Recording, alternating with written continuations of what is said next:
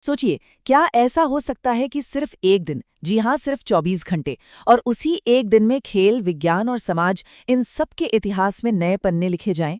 सुनने में थोड़ा फिल्मी लगता है ना? लेकिन आज हम एक ऐसे ही दिन की कहानी को समझने वाले हैं। एक ऐसा असाधारण दिन जहां एक के बाद एक कई बड़े मील के पत्थर रखे गए। तो चलिए शुरुआत करते हैं खेल की दुनिया से। और बात एक ऐसे रिकॉर्ड की है ना, जिसे सुनकर शायद यकीन करना थोड़ा मुश्किल हो जाए। अच्छा, एक अंदाजा लगाइए, पुरुषों के प्रोफेशनल क्रिकेट में जो सबसे कम उम्र का रिकॉर्ड होल्डर है, उसकी उम्र क्या होगी? सिर्फ 14 साल। जी, सिर्फ 14। यकीन करना मुश्किल है ना? बस यही उम्र है उस नए सितारे की जिसने क्रिकेट की दुनिया में एक तरह से तहलका मचा दिया है। तो मिलिए वैभव सूर्यवंशी से। इस नाम को याद रखिएगा, क्योंकि इन्होंने अपने बल्ले से एक ऐसी कहानी लिख दी है जो आने वाले कई कई सालों तक याद रखी जाने वाली है। तो भाई, आखिर ऐसा क्या खास था इस रिकॉर्ड तोड़ने वाली पारी में? चलिए जरा करीब से देखते हैं। सीधे क्रिकेट के मैदान पर चलते हैं। तो हुआ ये कि विजय हजारे ट्रॉफी में वैभव बिहार की तरफ से खेल रहे थे और उन्होंने जो किया वो कमाल से कम नहीं था। जरा सोच कर देखिए, सिर्फ 84 गेंदें और रन बना दिए 190। इस तूफानी, बिल्कुल तूफानी पारी के साथ वो मेंस लिस्ट ए क्रिकेट में सेंचुरी लगाने वाले सबसे कम उम्र के खिलाड़ी बन गए। और पता है उन्होंने किसका रिकॉर्ड तोड़ा? AB डिविलियर्स जैसे लेजेंड का। अब हो सकता है कुछ लोग सोच रहे होंगे कि ये लिस्ट ए क्रिकेट क्या चीज़ है। तो देखिए, आसान भाषा में समझें तो ये 50 ओवर वाला प्रोफेशनल क्रिकेट है। मतलब जैसा हम इंटरनेशनल वनडे मैच देखते हैं ना, बिल्कुल वैसा। और विजय हजारे ट्रॉफी कोई छोटा मोटा टूर्नामेंट नहीं है, ये भारत का एक बहुत बड़ा घरेलू टूर्नामेंट है। इससे इस रिकॉर्ड की अहमियत और भी बढ़ जाती है। लेकिन जैसा मैंने शुरू में कहा था, ये कहानी सिर्फ क्रिकेट के मैदान तक नहीं थी।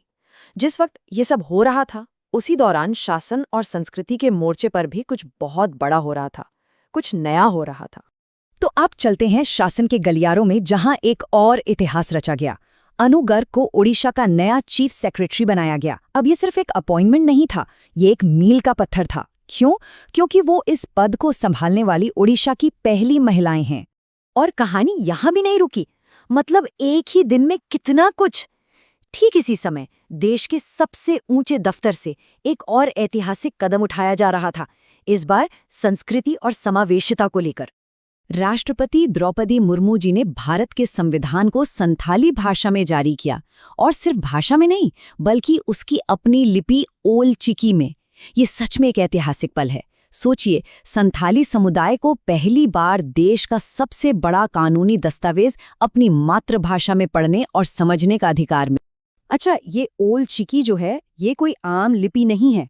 ये संथाली भाषा की अपनी ऑफिशियल राइटिंग सिस्टम है, जिसे पंडित रघुनाथ मुर्मू ने बनाया था।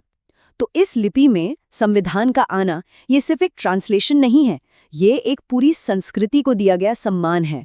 तो देखिए, जमीन पर खेल, शासन, संस्कृति, हर तरफ इतिहास बन रहा था। लेकिन ठीक उसी समय हमारे वैज्ञानिक, वो तो ब्रह्मांड के गहरे रहस्यों से पर्दा उठा रहे थे। और ये भी एक ऐसी खोज थी जो आज से पहले कभी नहीं हुए। एक इंटरनेशनल टीम, जिसमें इंडियन इंस्टीट्यूट ऑफ एस्ट्रोफिजिक्स और IIT बॉम्बे के साइंटिस्ट्स भी शामिल थे, उन्होंने मिलकर कुछ ऐसा देखा जो सच में पहली बार देखा गया। क्या? एक बहुत ही ज्यादा शक्तिशाली कॉस्मिक एक्सप्लोजन, एक ब्रह्मांडीय धमाका, जिसे नाम दिया गया है सुपर किलोनोवा। अब सवाल ये है कि ये सुपर किलोनोवा आखिर है क्या भला? चलिए इसको ऐसे समझते हैं। कल्पना कीजिए कि पहले एक बहुत बड़े तारे में जबरदस्त धमाका होता है, उसे कहते हैं सुपरनोवा। फिर उस धमाके के बाद जो दो बहुत ही घने तारे बचते हैं, वो आपस में टकराकर एक हो जाते हैं। ये जो पूरी घटना है, ये बहुत रेयर और महाशक्तिशाली है, और इसी को कहते हैं सुपर किलोनोवा। और जानते हैं सबसे कमाल की बात क्या है?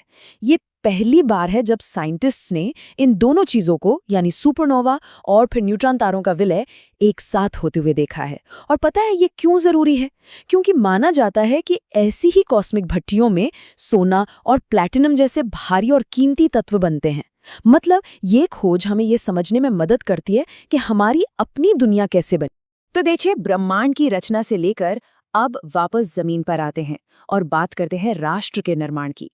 एक ऐसे सफर की जिसने चुपचाप पिछले 25 सालों में देश की तस्वीर बदलने में बहुत बड़ा रोल निभाया है। जी हाँ, हम बात कर रहे हैं एक ऐसी स्कीम की जिसने हाल ही में 25 साल का एक लंबा सफर पूरा किया है और इसका लक्ष्य बहुत सीधा और साफ था।